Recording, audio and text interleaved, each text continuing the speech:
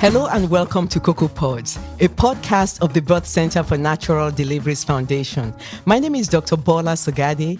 I'm a women's healthcare specialist. On this podcast, we talk about all the issues relating to maternal health, things that can help a pregnant woman in and around pregnancy achieve a good pregnancy outcome. Today, I'm fortunate to have with me today my very good friend from years back, artist Yvonne Gabriel. Thank you, Yvonne, for coming to this podcast. Thanks for inviting me, Bola. It's my pleasure. Thank you. We are in this beautiful facility in Forsyth, Georgia, and 90 to 95% of all our artwork came from Miss Yvonne Gabriel. Some of the artwork include life-size paintings, and we have always received a lot of good compliments from people from all over the world when they look at the quality of the artwork and the detail of the work done in the paintings. We are so fortunate to have Miss Yvonne Gabriel be the artist of the foundation here in Forsyth, Georgia. Thank you so much, Yvonne, for coming. You are so welcome. So I just want to say that just knowing you from way back, you're a mom, you're a mother, you have 2 children. Right. Nadia is going to be a pediatric dentist. She's doing her residency at Yale right now. Right. And Sammy is going to be an orthopedic surgeon, and he is in University of California, San Diego right now. Right. I am so proud of them. I know them personally. I'm so proud of your family. You're also a wife. Your husband is a physician, and you are an adjunct professor of art at the Mercer University School of Arts. Correct. How did you juggle all of this? This was just being a mom and, all the hats that you wear. How did you, growing up in the Netherlands, beautiful, beautiful country, I've been there before, and, living in Middle Georgia and doing all of this. Can you please give us an insight into your beautiful life? Yes, sure. And we'll get to that. But first, I want to give you a little present, Bola. No, I love presents. Yes. And by the way, I think you did that introduction beautifully. I mean, you have like an NPR type of voice. It's just Thank you. So natural. So these are muscadines. I love muscadines. You love muscadines? Yes. Yeah, I was wondering if you knew them. I love muscadines. I just got some. They come in red or green. Red or green, but mine grow in red. Wow. From your garden? Yes, I got a big vine growing over the gazebo, and they are raining down on me right now. So I just give them to everybody I know. Wow. Thank you so much. You're I love muscadines. They must be rich in vitamin C. I think so too. Yes. Thank you so much. I hope it prevents Alzheimer and all those types. This is beautiful. Thank you so much. I really appreciate anything from you. You know that. Good. I hope you share them with your mom. Oh, sorry. I will. I'll think about sharing it with anybody at all. Thank you so much. You're welcome. So, can you tell us about just your? I grew up in the Netherlands, which is a wonderful country for a kid to grow up. You have lots of freedom. You run around on your bicycle, and we grew up without television, so automatically you look for creativity. When it rains outside, you have a piece of paper and some coloring pencils, some crayons, and you keep yourself busy. But Dutch people are known for having the traveling bug, so I did the same thing. I mean, I did my foundational work in the arts in the Netherlands, but my family thought I should also have a practical education, so I double majored in art and nursing. So I have my RN degree, and then I wasn't too sure about a career in the arts as well myself. So when I was about to enter the art academy, I saw an advertisement for airline stewardess in the Middle East, in Bahrain. I'm like, ooh, that sounds like an adventure. Maybe I should do that for a few years. Yeah. Jump. So I'm like, let me just send them a letter and see what happens, And so 6 months later, I was on my way to the Middle East, and I lived in Bahrain for a year in the Arabian Gulf and got to see some parts of Africa.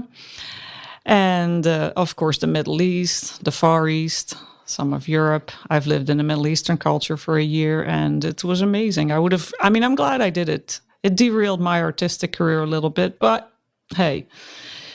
And then I came to the United States and, I met Sabri. We got married, had 2 children. Then I did a couple of subjects at Mercer University to align my degrees so that I could get my master's in fine art painting at SCAD in Atlanta and Savannah. Wow, and then you raised 2 children, and thank God they're doing so well now. I know. Well, you and me both, right? We go way back. I remember, Bola, was at my baby shower. I didn't know anybody here. So these residents were kind enough. I didn't know anybody. Residents were, plus we couldn't even call home because it cost like $10 a minute to call home, remember? We had to write letters. Yes. So I didn't know anybody. And they were kind enough to organize a baby shower for me. And Bola actually taught me how to tie a baby on my back, African style. Wow, You remember that? I remember. Wow, thank God for good times. I know, and for our ability and, yes, good health to be able to deal with all the novelty. Because, your husband's not American either, mine is not. So it was all new, right? Raising the children, choosing schools, talking about sophomore and Sadie Hawkins. We have no clue what any of that means. I remember. So it was quite an adventure. To. Wow, thank God. I don't want to cry, but these relationships are so meaningful. I know, right? Being friends for over 20 years, this is amazing. So well, and your kids have done so well as well. So it's definitely, you come to a different country, and if it's the wrong decision, if your kids don't turn out well, you will regret that the rest of your life. So thank God it's an adventure, kind of impulsively started on my side, but thank God it all ended well. Yes. Now, Yvonne, you've also been a model before. You're tall person, beautiful by any standards. Did you want to talk about your modeling? Well, that was the shortest career in my life. Because you need more than 5'10" then to be a good model. You need to be extremely extrovert, and I may appear some days like that, but that's not me at all. Wow.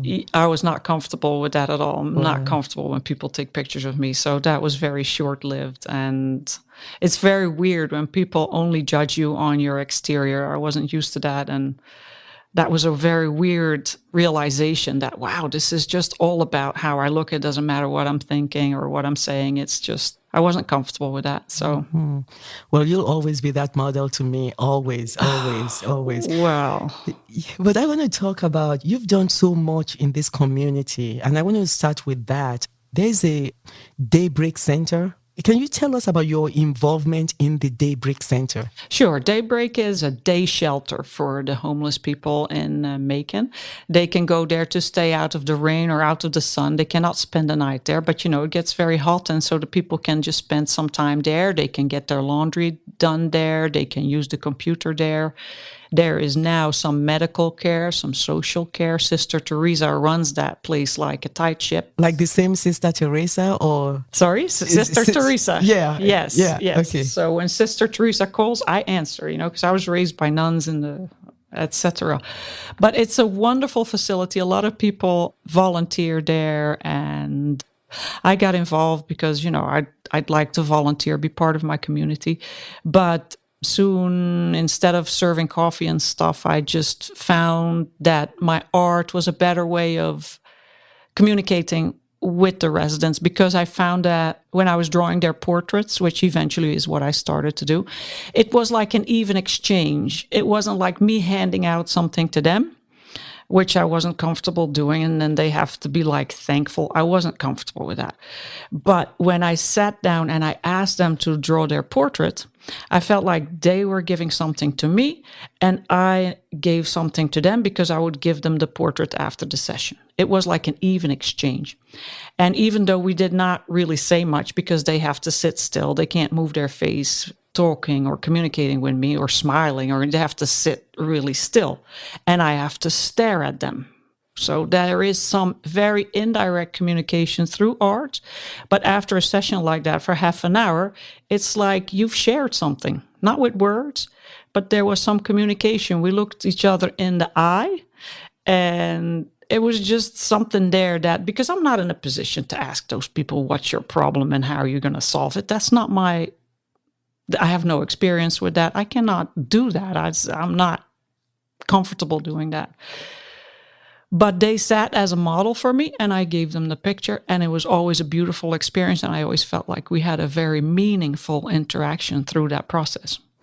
Now, especially for the female residents of the Daybreak, I mean, was there any other benefits? Were their moods elevated? What did the painting do to their psyche, or were they happier? Were they able to talk amongst each other that this is what we did? Did it help? Did it give a sense of community even within this kind of group of people? I've done like one group session where I was teaching them, how to do a little bit of painting. And for sure, that is always useful. And we'll talk about that a little bit more. But, I think the interaction of me drawing a portrait of the person, there is always an opportunity to say, like, you have incredibly beautiful eyes, or, the curve of your lips is so beautiful, or, your eyebrows, the arc of it. There's always an opportunity to make a compliment here and there, and to value the person, to value the experience. So yeah, most definitely that was a positive interaction that way. Wow. Just moving, you actually have a book of your painting collections for Daybreak. Do you want to tell us some about that? Sure, yeah. So I was drawing the portraits over there, and it inspired me to do a series of paintings that are based on the people that the general public tries to avoid. Like if you see a homeless person coming to your car, you're like, oh gosh, light, turn green, or you try not to look at them because, they got a sign. You don't want to read the sign. You don't want to get involved. So, this population is not used to people looking at them. They are used to not being seen. People don't want to see them. And so I wanted to make them visible through my series of painting. It's loosely based on some of the people that I used to visit there. Other inspiration came from a website where there were mugshots, and, that context makes them look very negative. And of course, they've done things that I'm sure there needs to be some repercussion for it, but that's not my place to say. But by taking these portraits out of that negative context and putting them in the context of a painting, that I try to make as presentable as possible with a classical background and everything. By taking this person out of that negative context and putting them in a different context, all of a sudden, people relate to them completely differently. And so that's what I try to do in that series of painting, just to take people out of a negative context and put them in a positive context, because, normally we honor presidents, we honor people with a portrait, right? So that's the people who get, even in art history, the kings and the religious, the clergy, they were the ones who got honored with a portrait, but never the pauper, never the homeless person. So that was the thought process behind that series. And so once they were completed, I felt compelled to donate them to Daybreak because they have a beautiful facility and it would just be perfect over there and the people can relate to them. And when they have a donor coming to the facility, it's a good entry point for a conversation about this subject. And the potential donor sees that the community is involved in their facility with their cause. They see that the artists in the community are willing to donate their work, that the people from Macon are, willing to give their time, whatever it is, they are willing to be involved in that project. And it makes them more willing to get involved. So it's been a wonderful experience. With these things, I'm the one who gets, the benefit of, like what we're talking about now, but it has been always me who benefited more from that interaction, from the recognition I got from those series of paintings, from the good feelings that I had after drawing a homeless person and giving them their picture and their joy, and because the joy of seeing their own portrait, and I'm going to send it to my mom. And I've always left Daybreak just feeling so amazing. And it's like, I got so much more out of this interaction than what I gave, So that's a little bit about Daybreak. Wonderful place. Mother Teresa, I love you. You're the best.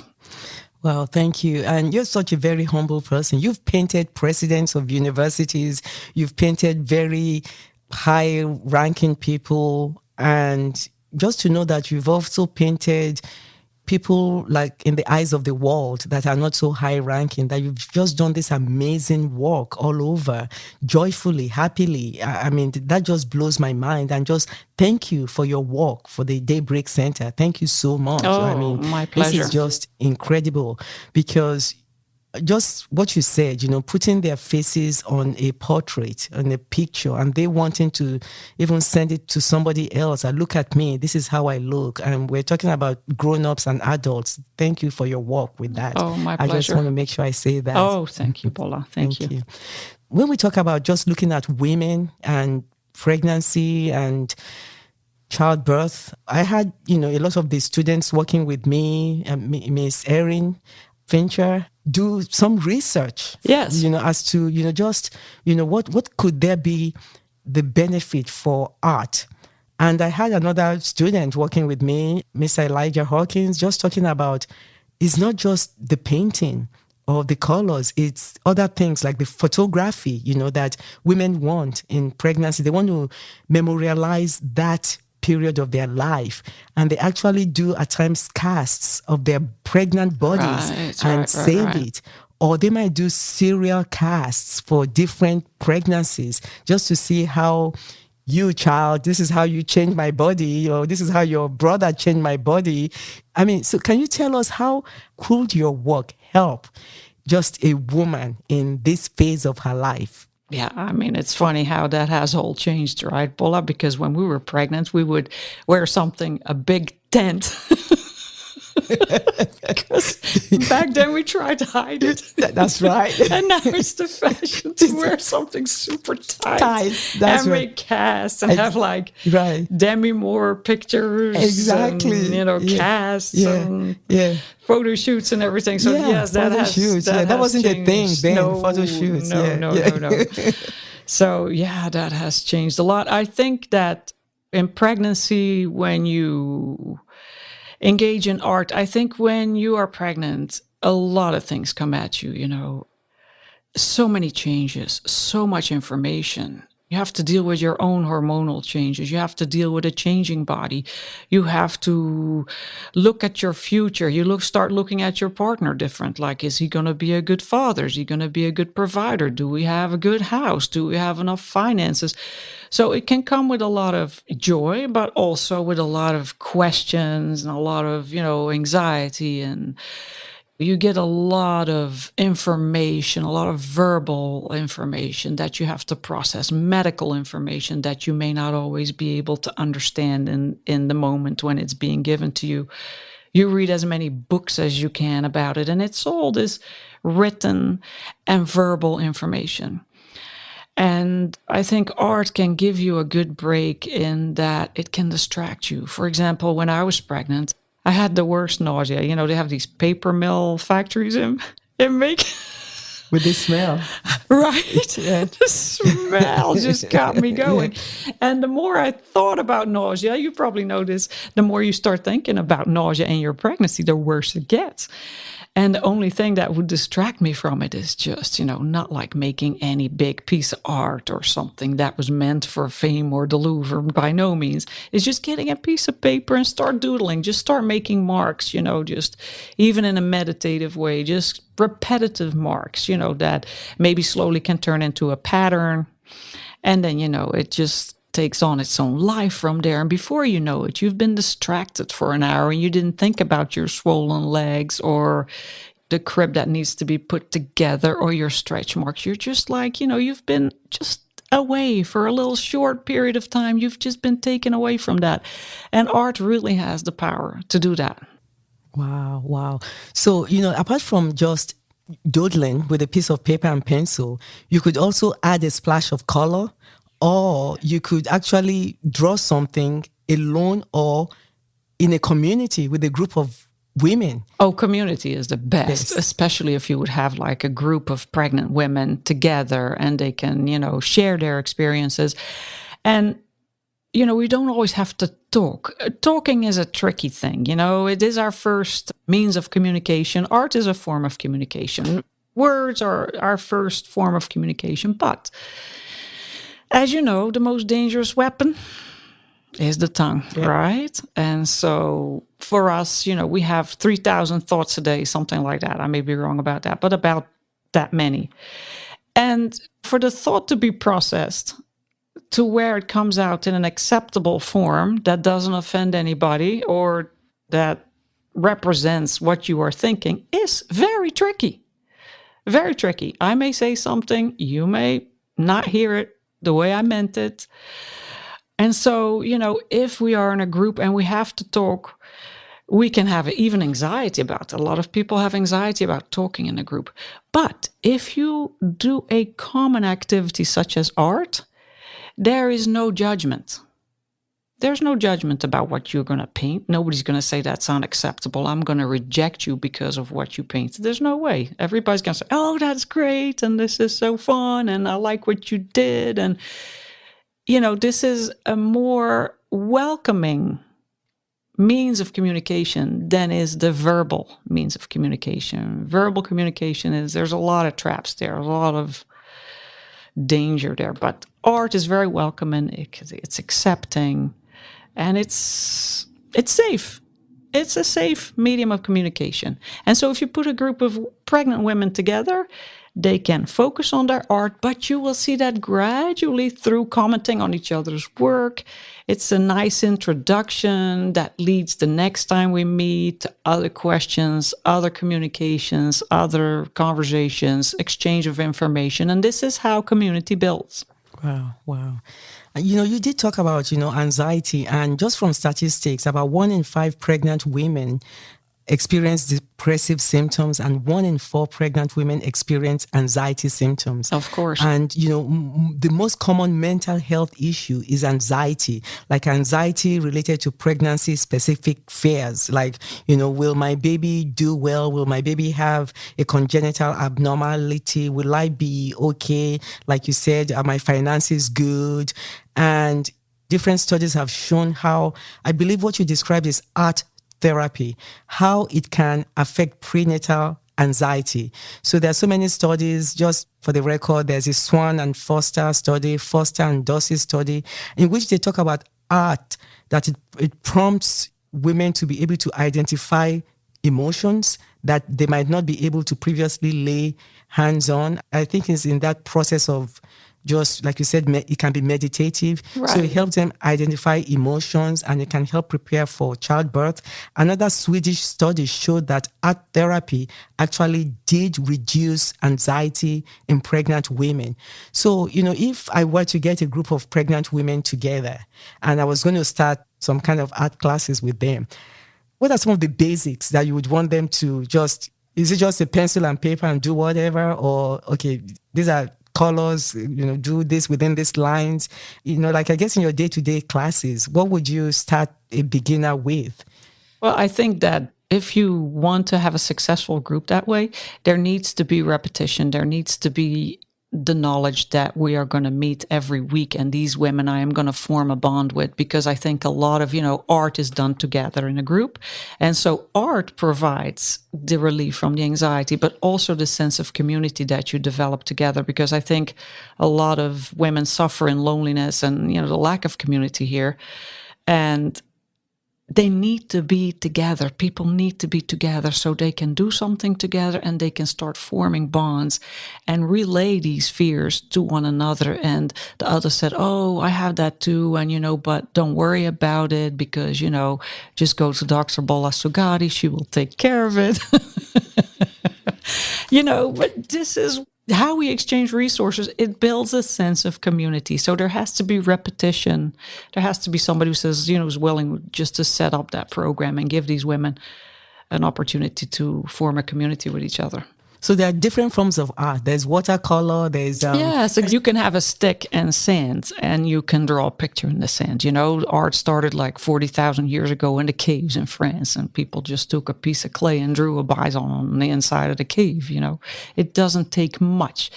I mean, when Sabri and I first started out and I was pregnant, I didn't have many materials. But, for example, I would go out with a pair of scissors and I'd cut some limbs off some plants and some trees. Maybe it was apartment landscaping. I'm not sure if that was allowed.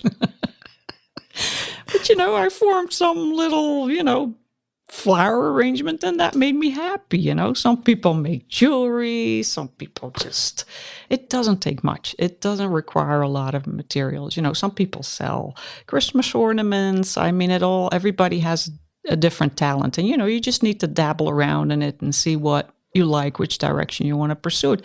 But what you were talking about with the group first, yeah, just some paper, some color, some very basic material, really, that will get it started.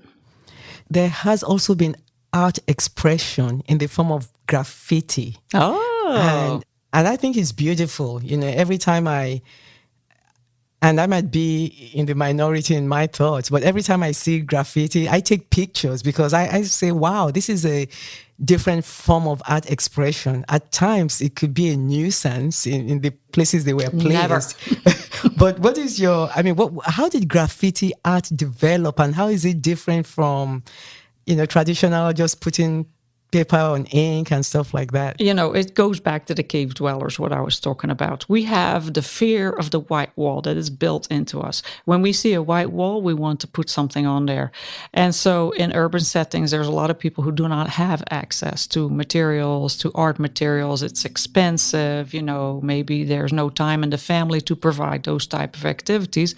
So we will find some surface to express ourselves onto. And so graffiti is an urban expression of what is going on in that particular environment. And it's raw and it's bold and it's loud and at least that's how I see it. It's, you sit in your train going from your safe place A to safe place B, and you're passing through this area and you see like these loud expressions like, hey, we are here. I want you to know that we are here. That's how I see it. And I'm so glad you brought up graffiti because, Jean-Michel Basquiat's one of my very favorite African-American artists. And he came from the world of graffiti in the 80s. And his work is so raw. And if you talk about, expression of fear, expression of anxiety, it forms he is so free in expressing that it allows people to express their fear. So it's always a very good starting ground to start that discussion because, we all have fear. Fear is like the worst thing we have in our lives. Everybody has fears and, we just differ in degrees in how well we hide it. Well, Jean-Michel Basquiat did not hide it at all. He just let it all hang out. And his pictures are just screaming existential fear and, whatever was going on in his life. When you see his pictures, it's so easy to get people to start talking about their fears. I let my students at Mercer write an essay about his work because a lot of times they say, oh, my 3-year-old could do that. No, your 3-year-old cannot do that, And so I asked them to look at all his work and I'm like, how does this make you feel? And make a picture yourself in Basquiat style. And how does that whole process, what does that do to you? And so, yeah, I'm glad you brought that up because that's really one of my very favorite artists. He was able to express his emotions in ways that many of us choose not to do. And so it was very important. Wow, thank you.